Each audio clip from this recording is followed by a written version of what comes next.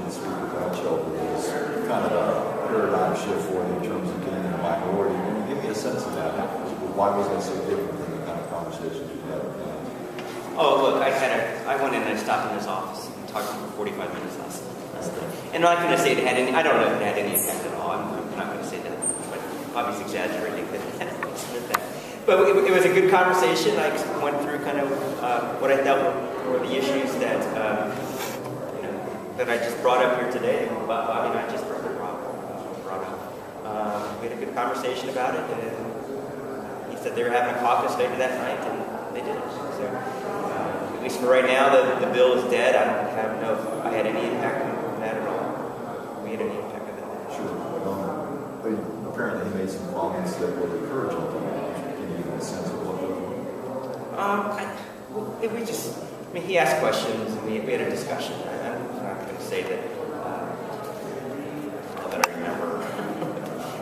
It was an earnest conversation for about 45 minutes.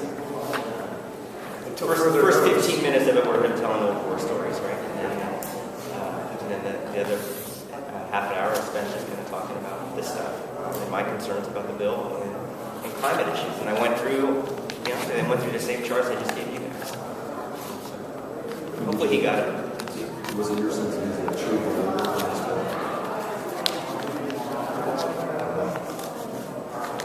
I didn't get that sense. I got to ask him that. I wish I could tell you that I got more of a feel for where he was going with this thing. He asked questions, we talked about stuff, but I didn't get a sense at the end of the day that I had any impact or that anyone had any impact on where the bill was going. And he listened well. So. Should we read anything into today's cancellation that there might be any type of change coming? So I talked to one Republican this morning who said that they had a raucous caucus last night, and that I asked him, is the bill dead? And he said he did not think it was dead, that some version of it will come back at a later date, but I'm not sure. Until further notice, I'm giving Mike Foley credit for stopping this bill. I mean, you think about what's happening, and there is a movement afoot that it's moving too fast, that it's moving at the speed of business, as Casey likes to say.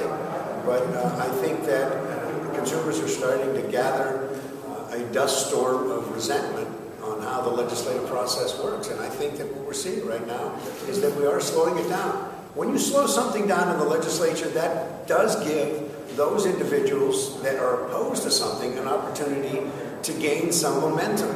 And I truly believe the momentum is with those of us that consider ourselves favorites of the 97% of the scientists, those of us that believe in science, those of us that believe that these scientists are telling us the truth about global warming. But it also gives us a sense that those individuals that believe that the alternative energy companies that are operating in the state did create 25,000 jobs, will continue to create more jobs, and give us an opportunity to continue to grow. So, look in Keith Faber's district, and you're going to see that there's an opportunity that he can't deny, that they created jobs.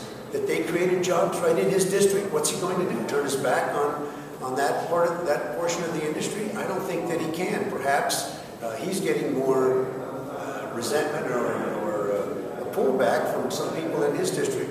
Whatever it is, it gives those of us that are concerned about the environment, those of us that are concerned about making sure that these jobs are being created, and that the portion of the bill that takes away some of the opportunities for growth will stall and give us an opportunity to articulate those issues better.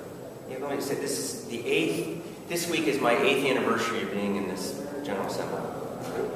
And it is by far the most irrational, illogical piece of legislation I've ever had to deal with. And I'm hoping that the weight of argumentation and logic and people coming forward and making their voices heard is having some impact, and that this thing will go away. There's nothing. I mean, this is worse. To me, this bill is worse than Senate Bill 5. It's the worst piece of legislation I think we've had to deal with. say this too, because I think we're kind of forgetting about this. Senate Bill 310 eliminates, so everybody says, well, there's a pause, that they're just pausing it. It eliminates half of renewable portfolio standards that have to be met with Ohio projects, which means repealing in-state requirements will cause our money to go to projects outside of Ohio. So they're not just pausing, let's just take a pause, but they actually have eliminated that in the Senate bill. So it's coming over here, it's coming over here, and we're actually saying, well, forget about Ohio. We can do something from other states, and this has a direct impact on job creation and job opportunities.